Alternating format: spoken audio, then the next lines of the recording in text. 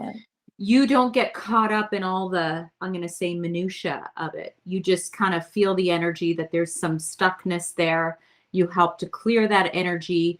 You don't necessarily say, oh, Sandy, yeah, from a past life in 1953, you died and you drowned. And like, you don't go that far and that deep, or do I you? do. I do Oh, sometimes. you Sometimes I do. do? Yeah, yeah, I can see it. So my guides, because I work with a team of guides, so it's not just me. And what I mean by guides, Yes, I was going to they're say, oh yeah, God. so they're beings from the universe, and some of them are angels, some of them have got different frequencies. So they give me guidance in terms of, okay, have a look at this.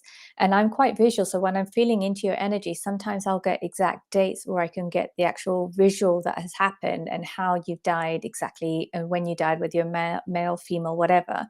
And then sometimes when I'm doing sessions and it's a verbal sessions, so if we, like, going back to the example we said about the irritation sitting in your stomach, and the Right. color comes up red, what does a color red represent? And then that person might see a red door, and then the red door opens up and they may see a desert, and then and so then we end up, as we go through that visualization, because I don't know what exactly is behind that door, you just guide them. I also believe that you are your own best guide. Like, everything you need to know is within you. It's about accessing that. So if I'm doing a verbal session, then we'll walk through that and we'll be able to clear that past life together. So that's really great for those that already are intuitive and wants to strengthen their intuition or their own intuitive abilities. So that's one way. And when I'm doing more of the silent treatment, where the client is lying down, I will just feel it, and then I will see it as well. Some of them, not all of them, because sometimes it's just like, sometimes it's like, okay, we just need to remove four past lives that are linked to that person's mother, because that's what's holding them back. You just clear that out. That's it. Okay, you're saying you just clear that out. Like, how do you just clear that out? Like, how do you So do this you? is new. So I think it's one of those things. If you're new to energy, it's you're working with things like I think, to actually answer that question, it's probably better to do like a conversation of what is energy, how does energy work, and going Oh, into that. So just in a very, very simple thing, it's energy clearing, which is, just think about it as this way of working with, say, the energy of love and light. So using that kind of frequency to do the clearing. So you're clearing that out.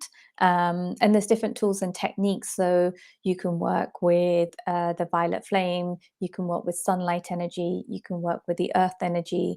So it's just this is, depending on what type of healing work that you do, or what modality you use, or you can ask the angels to kind of come and help clear it out. So there's many different okay. techniques and stuff. So it's not one thing. I think the energy clearing is just a catch-all for everything, to say we're just clearing out the energy. How one does it is dependent on their own training and the way that they work with their own guides.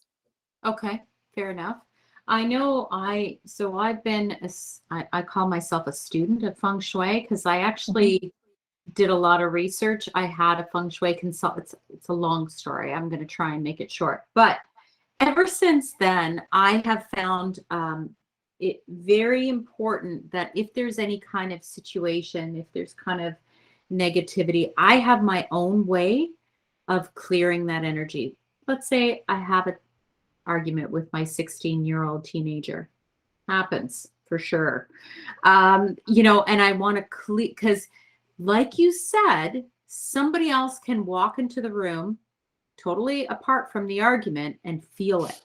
So I'm always a believer, just as a principle of feng shui. Yes, there's the whole, people think it's just furniture. It's not just about Mm-mm. furniture. It's about having good energy. And then there's the stars alignment. And, I usually follow the annual stars. So I have my own way, but I do feel it's really important for people to figure out what works with them, in order to keep that. Like, people will walk into my house and they're like, your house always feels so good. It always, Yeah. because I'm always moving space, not physically taking a couch and moving it, but moving things. Like, what do Yep. you think of that? I love that. I'm a big believer in feng shui, and I'm a student of feng shui as well. So, like, if you have crystals in the house, different crystals will elevate and clear the energy. If you